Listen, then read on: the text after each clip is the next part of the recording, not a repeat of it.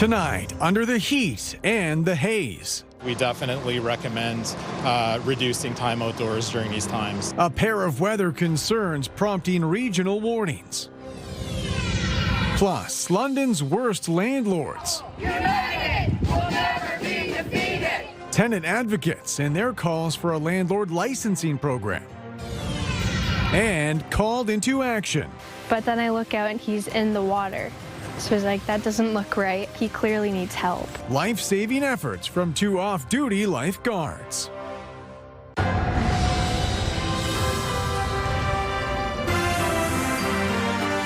CTV News with Carlyle Fiset. Good evening. Thanks for joining us. We begin tonight with a pair of environmental warnings for our region. Wildfire smoke is adding on to the already intense temperatures we endured through the weekend. With more on the conditions and the risks they bring, here's Gerry Dewan. A smoky haze sits over downtown London. For the second time this summer, Environment Canada has issued a special air quality statement due to wildfire smoke. But there's another factor in play. A particularly concerning time because there is a heat warning in addition to the poor air quality that we're experiencing. Special air quality statements are issued when the Air Quality Health Index has the potential to reach the high-risk category. That was the case through the afternoon, but the index is expected to moderate through the evening and into Tuesday. The heat warning we're currently under is expected to last until Thursday, with daytime temperatures at or above 30 degrees Celsius. The two issues combined have health officials emphasizing safeguards. Making sure that you're aware to spend less time outdoors with strenuous activity. For folks that are most vulnerable, including young infants and seniors, as well as folks that may be immunocompromised, we definitely recommend reducing time outdoors during these times. Athletics says it's key to listen to your body. If you're feeling the effects of smoke or heat, get to somewhere where you can find relief. Be aware of the symptoms, a little bit short of breath, some minor nose, throat irritation are some minor symptoms. The more significant symptoms would be significant respiratory distress. Wildfire season for Ontario and Manitoba extends into October, so there continues to be the chance that more smoke could be heading our way this summer. Gerry Dewan, CTV News. Good evening. It's a hot one out there, that's for sure. We have the heat warning in effect and the air quality advisory, the special air quality statement issued by Environment Canada. Now, looking at air quality in and around the area right now, we are seeing London between about the moderate to high risk. So I just checked last hour, dropping back down to that moderate category. Our color grid not catching up just yet, but in and around Bruce County, dealing with very poor air quality. You can see extremely high risk air quality in and around Toronto. So this will continue heading into the late evening. However, air quality levels will start to improve just a bit. Temperatures are anywhere from 28 to 29. It's a hot summer evening, feeling like the mid to low 30s. Conditions across our area will remain quite warm as we move through the late evening, so not much of a break from the heat overnight. Coming up, I'll take you through the forecast. Relief on the way. If the heat has got you down, we do have some cooler conditions in the extended forecast. A little bit more seasonal, not coming in above. I'll take you through that in just a few minutes. Carlyle? All right, Julie, thanks very much. A boil water advisory for parts of St. Thomas this weekend has been lifted. Southwestern Public Health issued the notice Friday because of bacterial contamination, shutting down what would have been a busy splash pad for 2 days. Some businesses on Elm Street had to close as well. Officials say after testing, the advisory was lifted late last night. Southwestern Public Health officials also say a mosquito caught in a Woodstock trap has tested positive for West Nile virus. They say it's the first such detection this year in Oxford and Elgin counties. People infected with West Nile virus typically only experience mild flu-like symptoms. According to the health unit, residents can protect themselves by using DEET-based bug spray, removing any standing water, and wearing long sleeves and pants. A local bar manager who was stabbed downtown last week was back to work today. As he recovers, a suspect was in court, someone the police chief says was out on bail at the time of the attack. With the latest, here's Brent Lale. The manager of a downtown London restaurant is recovering 1 week after being stabbed in the parking lot behind the bar. Chris is doing fine, thank goodness. We're really happy about that. That's the number one issue. He was out, this happened last Monday, he was out Tuesday morning. And as a matter of fact, he's back to work today. CTV spoke with the bar manager who wished not to appear on camera. He says he's recovering well and appreciates all the support from the hundreds of people who have reached out. On the day of the incident, he says a man was loitering near the back door. When he asked him to leave, the man pulled a knife and slashed him just underneath the armpit. As a result of the investigation, Leslie Dentelbeck was located and arrested and charged with aggravated assault and a breach of weapons probation. The accused is a prolific offender with dozens of prior convictions, London Police Chief Ty Trong wrote on social media. He was out on bail at the time of the attack. Thanks to the swift response of our officers, he was quickly identified and taken into custody. He remains there, and we will do everything in our power to contest his release. Downtown Ward Councillor David Ferreira agreed with Chief Trong on the topic of bail reform. He would like to see upper levels of government change policies to prevent incidents like this from happening by repeat offenders. This was a guy who happened to be in the downtown. This is a London safety issue. This happens downtown just like this happens out on the outskirts of the city or anywhere throughout the city. This is not a case where only issues are happening downtown. Saying that's a downtown issue is not correct. Smith agreed and said the negative attention around the downtown is hurting business. This guy has a record like a mile long, and he's committed acts elsewhere. He just happened to be down in our area. He added he's happy with the recent police response. Their presence is so much more than a year ago and 2 years ago. The police are doing a job, and I think this incident accepted, people feel a lot safer than they did a year ago or 2 years ago. Dentelbeck remains in custody with his next court date scheduled for July 18th. Brent Lale, CTV News. A transport trucker ended up in a ditch yesterday, closing down a stretch of the westbound 402. OPP say they shut down the highway just west of Strathroy, which caused a substantial traffic backup. The closure lasted hours, stretching into the late afternoon. Police say a 28-year-old from London has been charged with careless driving, and no injuries were reported. Local housing advocates were at Victoria Park today, pushing decision makers at City Hall to enforce a landlord licensing program. With more on what that would mean for London's rental market, here's Lauren Stallone. London Acorn members gathered at Victoria Park for a Slumlord of the Year awards ceremony, shining light on some of what they are referring to as the worst landlords in the city. What we're really after is to protect the quality of life, to protect our standard of living. Many tenants across London say they are experiencing unsafe housing, pest infestations, leaks, mold, and crumbling infrastructure. We've been trying to get repairs for the pavement in front of our front door. It wasn't done properly. It was sticking to our shoes when it was done. It was in St. Joseph Hospital in February for mold treatment. The mold in the building made me sick. We have uncontrollable pests in our unit that they keep on spraying for, but they don't spray the whole unit, so they keep coming back. Kenda Young says she has been exposed to unsafe living conditions for over 2 years. When you're on a fixed income, you can only do so much. She says she has tried to vocalize her concerns to her landlord, but nothing gets done. I'm just really hoping that maybe the city will start to learn that these things are going on, and these are people's homes. Advocates are calling on the City of London to implement a proactive landlord licensing and inspection program that covers all rental properties. They say programs like Toronto's Rent Safe would protect tenants after filing a complaint. You need a license to run a business. You need a license to drive a car. You need a license to own a cat. And those are all very reasonable things. But how is it then reasonable that we don't have any kind of registration or any kind of system of accountability for the people that are, beholden of our lives? Advocates say a landlord licensing program will help ensure landlords take responsibility and follow the city's bylaws. What we're seeing now with the lack of regulations, the lack of rules being enforced, is literally the quality of care, the quality of homes, like maintenance. We're seeing a downslide. Lauren Stallone, CTV News.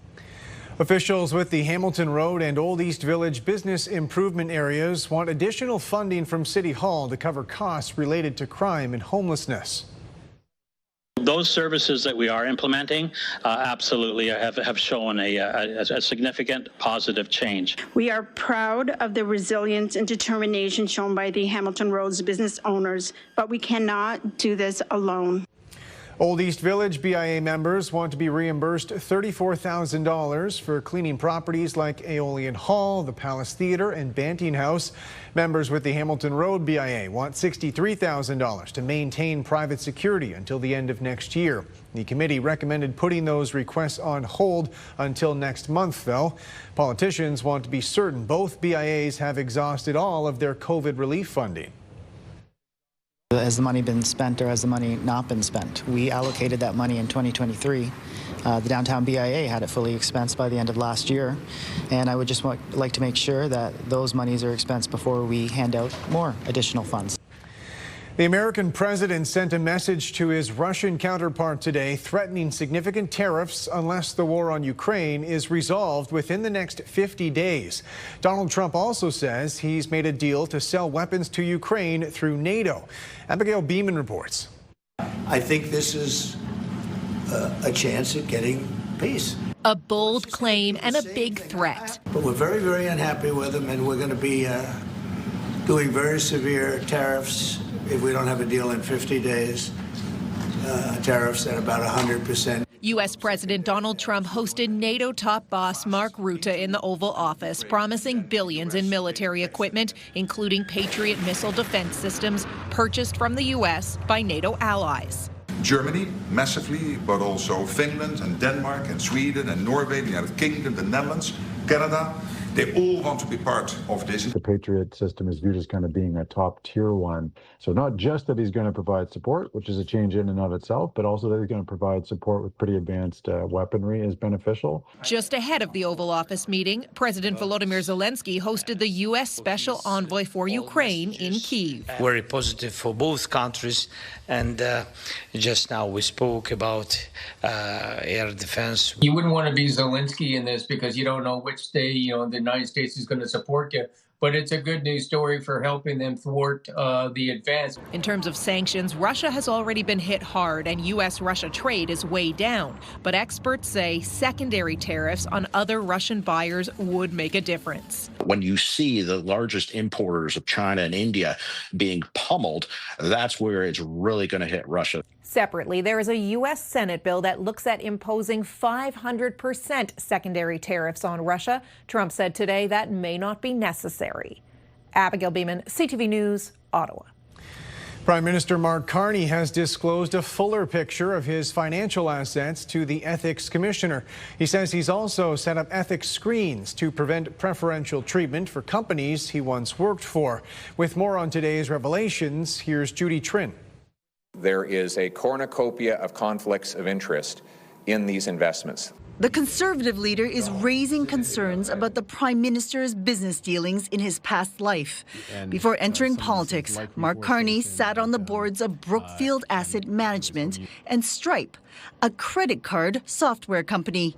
He has millions of dollars of assets in the two companies, which he put in a blind trust. I comply with my responsibilities.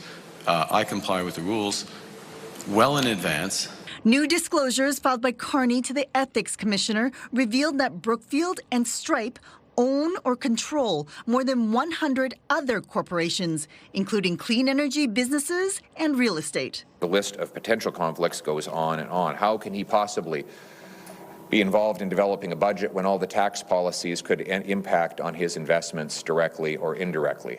The Commissioner's office says the Prime Minister's Chief of Staff, Marc-André Blanchard, and Privy Council Clerk, Michael Sabia, will be in charge of screening Carney's government decisions, which Carney says will prevent him from giving preferential treatment to any of the companies while he exercises his official powers and duties. As long as they're invested in businesses while they're in public office, their investments will taint every decision and cause them to make decisions in their own interests, even if they claim not to be doing that. Conservative leader Pierre Poilievre says the only way to ensure that the Prime Minister won't breach his ethical guidelines is for Mark Carney to sell all his assets, then hand over control of the funds to a trustee to invest. Judy Trin, CTV News, Ottawa. 2 local baseball players were picked during the Major League Baseball draft this afternoon. Blake Gillespie grew up in Arva and went to Medway High School. The 21-year-old was selected by the New York Yankees in the 9th round. Gillespie pitches for the University of North Carolina, Charlotte, and threw a no-hitter earlier this year. And in the 13th round, Wingham's Tyson Moran was drafted by the Kansas City Royals. Moran is currently an infielder for the Great Lakes Canadians, and this fall he'll start playing college ball for North Dakota State. Coming up, what happens when a popular drug's patent expires? Prepare for a bunch of generic brand versions of Ozempic. He's in the water, so it's like, that doesn't look right. He was trying to get back on it, so it's like he clearly needs help. Plus, 2 teenagers from Leamington dive into action, saving someone from a lake on their day off.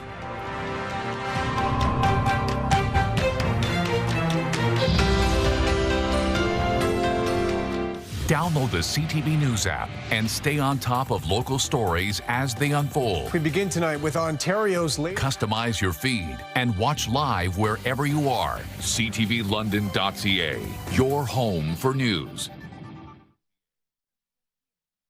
Who's Hungry, London? Growing Chefs Ontario presents Londonlicious, July 18th to August 10th, spotlighting unique and delicious eats in the Forest City. Enter now at ctvlondon.ca for your chance to win dinner for 2 at one of the amazing restaurants. Middlesex London health officials say 66 cases of Legionnaire's disease have now been confirmed with 2 fatalities. They say all of the cases are within a 6-kilometer radius in patients aged 23 to 93. According to the health unit, the infection source has not been identified, but officials also say there's no risk to the community at large. A new study on Canadian obesity suggests the pandemic led to an increase in weight gain rates, particularly among young adults. As John Venevalley-Rao reports, those rates seem to be rising faster than they have in the previous decade. During COVID, as lockdowns took hold, this was Ontario's premier offering up his famous cheesecake recipe at a time when plenty of people were turning to comfort foods to help them get through the stresses of the pandemic. Stay safe, stay healthy. But the pandemic's disruptions to daily life appear to have taken a serious toll on waistlines, with obesity rates growing faster than they had in the previous decade. It's an entire societal issue that we need to take a look at and think about what that impact of the pandemic has been for everybody. The study, led by researchers at McMaster, analyzed data over 15 years from nearly 750,000 adults and was based on the body mass index. It found obesity rates went from 25% in 2009 to nearly 33% by 2023, with the rate of increase doubling during the pandemic to roughly 1 percentage point each year. Especially for young people and for women, the rates of obesity rose at a much higher rate than for other groups during the pandemic. Obesity can bring with it a higher risk of serious health issues, such as type 2 diabetes and certain kinds of cancer. It's not certain exactly why the rates increased. At the time, schools, gyms, and workplaces closed. Everybody has to have Chips Ahoy. And people did spend a lot more time at home, near to their kitchen. Why would people have more of an intake? Maybe because of the isolation, maybe because of depression. So all these challenges could have led to greater amounts of calories going in. The study authors suggest the stress of job loss or added responsibilities for caregiving may have also played a role, and they think it's something that deserves more research. John Venevalley-Rao, CTV News, Toronto. The Canadian patent is expiring early next year for the drug Ozempic. It was initially designed to combat diabetes, but has become wildly popular for helping people lose weight. As Kamil Karamali reports, once the patent expires, a wave of generic versions could soon flood the market. It's the weight loss drug that swept Hollywood. Ozempic and its sister drugs have more than 1 million users in Canada, according to Ozempic's sole manufacturer. The biggest barrier for many has been cost. I believe it costs somewhere about $400 a month. But now it's set to become more affordable and even more accessible by next year. There's a certain time period in which the patent then expires. and other pharmaceutical companies can make like drugs. Semaglutide, known under the brand names Ozempic and Wegovy, made and sold exclusively by global pharma giant Novo Nordisk. But the Canadian patent for those drugs is set to expire in January, opening semaglutide to other companies who can sell generic versions. Cost will be down, and there will be more of the drug. Multiple companies have so far applied to Health Canada for approval to make a generic semaglutide drug, including Hims and Hers. The American telehealth company says it'll offer Canadians access to lower-cost treatment options through its digital platform. But it's also producing concern.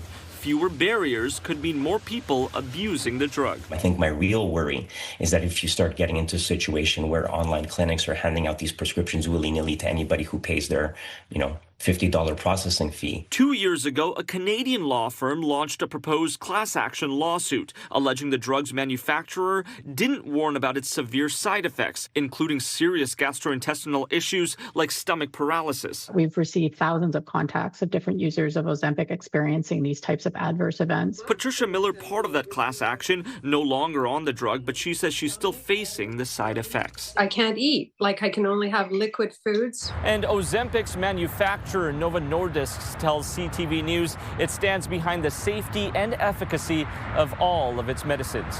Kamal Karamali, CTV News, Toronto. Provincial police say they have recovered the body of a 4-year-old from a pond near Flesherton. They say emergency crews were called to a farm last night after the child went missing while swimming with family. Police say the underwater search and recovery unit found the body this morning.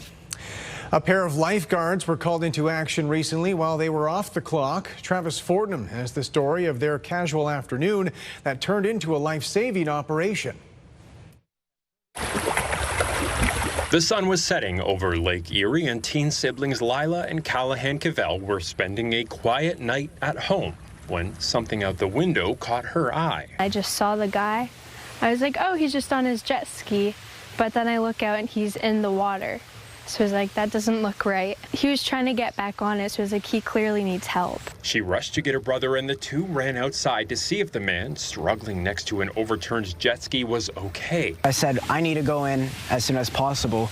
So I said, call mom and dad, ask if I can go in the water, because, it's pretty dangerous. Cal grabbed 2 life jackets and dove into the choppy waters while his family called 911 from the shore. He says it took 15 minutes to reach the swimmer, kept afloat by his life jacket. As soon as I kind of started talking to him, that's when the adrenaline kind of kicked in, and I was like, this guy really needs help. He could barely talk to me, like the water's splashing up in his face, so he kept trying to say words to me, and he was just spitting out water, so I knew that we needed to get him back. The man visiting from the Toronto area had been riding alone when his jet ski flipped. Lucky for him, the teens just happened to be trained lifeguards. When we were out there, we heard the police sirens and everything going off, and he was like, oh, please don't let that be for me.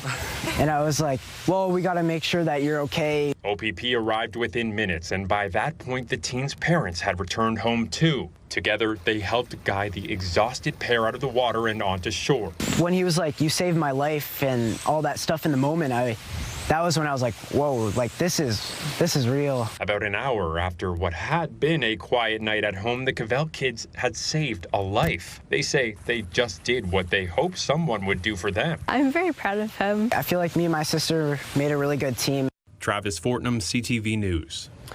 Kudos to those kids for sure, jumping into action there. Julie, a lot of people probably heading to the water right now with the weather, the heat that we've had lately. And but right now, being outdoors with the haze, it was a little smoky right now. Yeah, for some in the area, we're seeing poor air quality. One of those spots was this afternoon in and around Grand Bend. Now, air quality on the hour, moderate, which is unhealthy for sensitive groups. Now, often what happens near the water is we get these inversions. So we have this cooler air that's just trapped near the surface, and that can create poor air quality because nothing is moving. Now, there's a look at the air quality health index. You can see that moderate risk, so consider reducing your activity. When you get into high risk, that's when we want to kind of shut that down out there. So you don't want to be out and about playing sports, especially when the air quality drops. Temperature this afternoon hitting 30 degrees. 20 degrees our low last night, so coming in above normal, and it felt like the upper 30s. Right now, 28. The wind's light out of the west northwest from about 10 to 15 kilometers per hour. So if you take a look at the satellite radar tonight, skies are nice and clear. It is beautiful. It's warm. So if the air quality in your area is okay to head outside, it's going to be a nice evening for a walk, and the air quality will start to improve just a bit. Now, as we look across Canada, we do have a little bit of rainfall coming in towards the Lake Superior, and we have a front that's cruising its way towards the east coast, but we have widespread watches and warnings in effect tonight, especially in eastern Canada. Heat warnings now in effect. So heat warnings across southern Ontario, temperatures on the cool side out west with showers moving through the southern prairies. Forest fire smoke. So this map is reading all of that black carbon, so you can see how far now it stretches south all the way down into southern Ontario and starting to drift stateside towards Ohio. You can see the higher concentrations. And again, our jet stream is more of a zonal flow, so it's allowing all of this forest fire smoke to pull rather eastward. Overnight, 17 to 18 degrees as we head to Midwestern Ontario, 15 to 17. Sunshine tomorrow. It's going to be another hot day. It will be quite beautiful, although we'll be keeping an eye on the air quality. It's going to be extremely steamy in the afternoon once again, with humidex feeling like the mid-30s. The next opportunity for some pop-up showers will develop Wednesday. We will have a front that'll be approaching Thursday into Friday, and that's when we'll see the heat break. By the weekend, we'll be into some cooler, drier air. So you can see a few spotty pop-up showers. This is as we head into Wednesday. Can't rule out a thunderstorm, but the next opportunity for measurable rainfall will come to the area on Thursday ahead of the cold front. So sunny conditions tomorrow and haze, feeling like 37 in the afternoon. The forecast high at 31. And if you notice that photo, that is the elevated park in St. Thomas. Definitely a great spot. Our Metal Roof Outlet forecast for Wednesday, chance for showers, although the probability on the lower end. It'll be another hot one at 31. And then 27 heading into Thursday, chance for showers at 27. 25 on Friday under a mix of sun and cloud. A mix on Saturday could squeak out a shower Saturday night. Chance of showers on Sunday, and then back into a mix of sun and cloud on Monday. So the heat will be breaking across the area Thursday into Friday. You'll notice the change in the air mass, much cooler, much drier, and conditions bit more typical of this time of year. So we'll get out of the intense heat and humidity and just back to some regular old hot temperatures. As we head into Wednesday, about a 40% chance of showers, as I mentioned, and then Thursday, the cold front starts to approach. Could see some thunderstorms develop in advance of that. As we break the heat, we will likely see some severe weather. Showers expected on a Thursday, and then Friday, a mix of sun and cloud. Watching the timing of this front right now, it looks to come through early Friday morning, so with the bulk of the rain on Thursday. Looking not too shabby, though, the extended forecast. A nice mix of sun and cloud on Saturday. And if you suffer from being outdoors from the heat and humidity, I definitely think this forecast delivers on both fronts, with daytime highs set to drop to more comfortable levels. Carlyle, back to you. All right, Julie, thanks very much. Later on CTV News, buyer beware when booking a vacation online. What might seem like a simple error can end up costing you thousands. We had an incredible weekend at Rock the Park. Make sure you check out the highlights on our social media pages at Pure Country 93. And tomorrow morning, you can become London's newest millionaire. Your chance to win $100 in OLG tickets coming up at 7:10.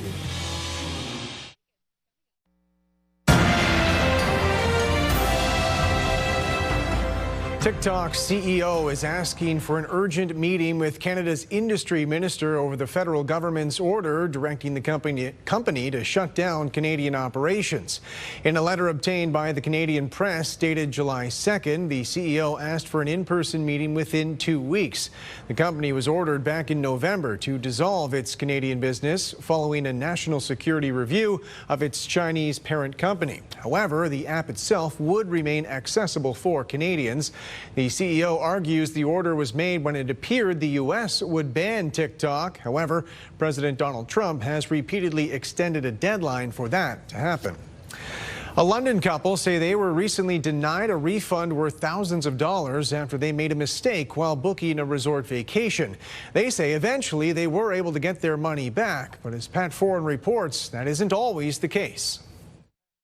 Lizanne Hasmatali of London and her husband have been married for 1 year, and in March they plan to go to Jamaica to celebrate the honeymoon they never had. But when they were online booking a resort, they made a mistake. Right after we booked it, we realized that it just included the hotel option. So we canceled it immediately, and we were going to rebook it properly. Hasmatali says after she canceled the booking with plans to rebook the same resort with airfare included, she was shocked to find out the booking was non-refundable and she would not be getting back almost $4,200 for the hotel stay. They saw that we canceled within 10 minutes and it doesn't matter.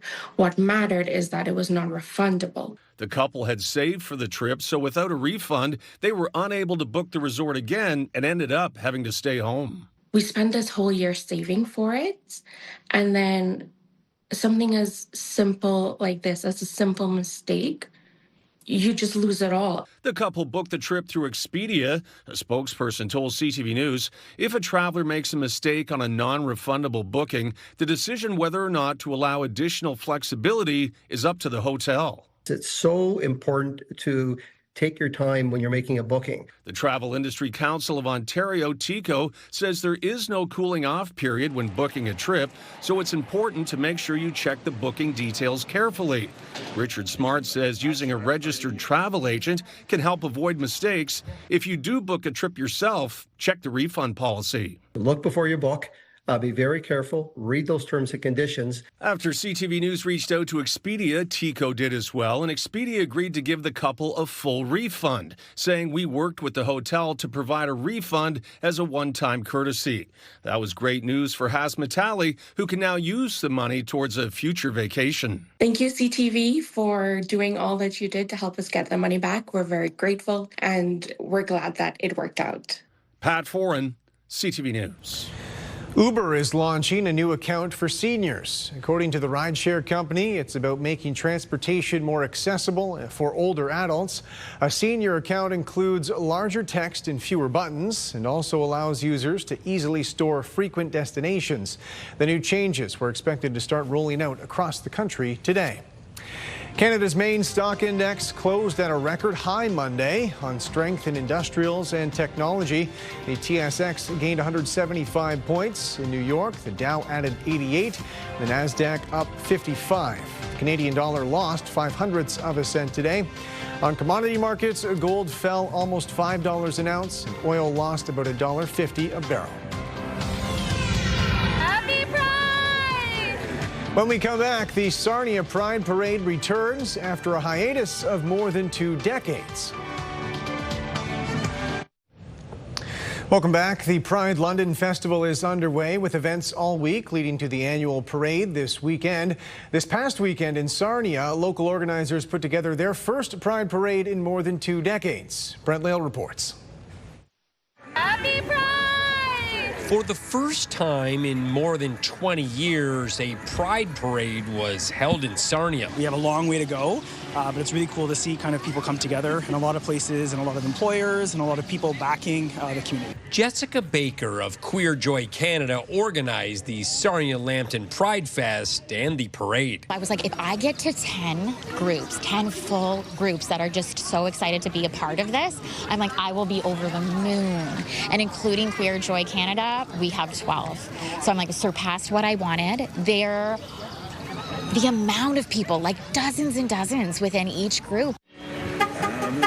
Equity, diversity, and inclusive education is one of the 4 strategic priorities for the LKDSB, and we believe as a publicly funded school board that everyone in the LKDSB, our staff, students, and families are at their very best when they can be their full selves. So we're here today to celebrate the 2S LGBTQ community, our students who represent the community, our staff members and families, and those who love them. We're here to say we love you, you're welcome, and you make our school district a better place. It was a small parade which made its way through Canatera Park. security was on hand to make sure everything went smoothly. Being a small town very close to the American border and kind of seeing some of that sentiment kind of cross and come over for folks. And so it's really cool to see people come together and really show that, there is no place for hate and that there is a lot of love and positivity despite a lot of the messaging and a lot of the voices out there that may say different. Baker's goal is to eventually take this parade out of the park and back into downtown Sarnia, where the last one was held years ago. Everyone has ideas as to how to make this bigger and better and to be able to help more in the future as we figure out our footing with all of it. And we are absolutely going to be closing down those streets in the future. And that is going to be the next goal. Brent Lale, CTV News. A second wave of evacuations has forced more than 12,000 Manitoba residents from their homes. As of today, there are 122 active fires burning in Manitoba. We've had 297 fires to date, and the 20-year average for today would be 217. Fire danger is moderate to high across the province today. There are currently 18 local states of emergency in Manitoba. 8 communities have been evacuated with no new orders to leave issued in the past 24 hours. One of the wildfires in eastern Manitoba is threatening to move into northwestern Ontario. Hospitality workers at the CN Tower have ratified a new collective agreement ending a labor dispute which lasted nearly 2 weeks. According to Unifor officials, the deal was reached yesterday. The union represents more than 250 hospitality workers at the CN Tower, including servers, hosts, bartenders, chefs, and butchers. Union leaders say the 3-year deal includes significant wage improvements, and restaurant operations are expected to resume normally tomorrow. In the Maritimes, there's a local legend at pickup hockey games, a senior who has suited up thousands of times over the years and has no plans of hanging up his skates anytime soon. With more on his most recent milestone, here's Paul Hollingsworth. Mike Fougere doesn't have his driver's license. He takes a cab everywhere, even when he goes to the rink, which is sometimes daily. When Fougere retired from the Halifax dockyard 17 years ago, he started filling his time playing hockey a lot, and he kept track of the number of games. I wrote them down, then I started getting in the calendar, and I put it in the calendar. Now 67 years old, this local pickup hockey legend has reached a milestone for number of games played. Tonight is 4,000. 4,000 games in 17 years. His personal record for games in a single year? 305. I love the challenge, and it keeps me in shape. And he enjoys playing alongside his friends. Fougere is not one to brag, but at age 67, with thousands of games under his belt, he knows what makes him a good goalie. Probably I'm competitive. I don't give up on the puck. That's what they say. Fougere says his wife supports his never-ending hockey schedule, which keeps getting busier. Once Monday, then I'd play two times in a row Tuesday, a summer league at the Civic, and then 2 shinnies Thursday, and then Friday. It's a source of amazement for his teammates. It's unbelievable how much of an inspiration Mike is. Just showing up at the rink, 4 or 5 times a week to come play hockey, the game that he loves. I think it's amazing. I hope that at Mike's age, I'll be the same way. Fougere says he'll keep playing as long as his body holds up. He'd like to play another 25 years, which would take him into his 90s. Fougere thinks it's possible, and he hopes other seniors follow his example to always stay active. All you got to do is move. I walk a lot, just keep moving, but find something you like to do. In Mike Fougere's case, he likes playing hockey 4,000 times over a 17-year period. Paul Hollingsworth, CTV News, Halifax. Tomorrow on CTV News, 25 years since the brutal murder of Tori Stafford. Her father's mission to keep her memory alive with recognition. That story tomorrow on CTV News at 6.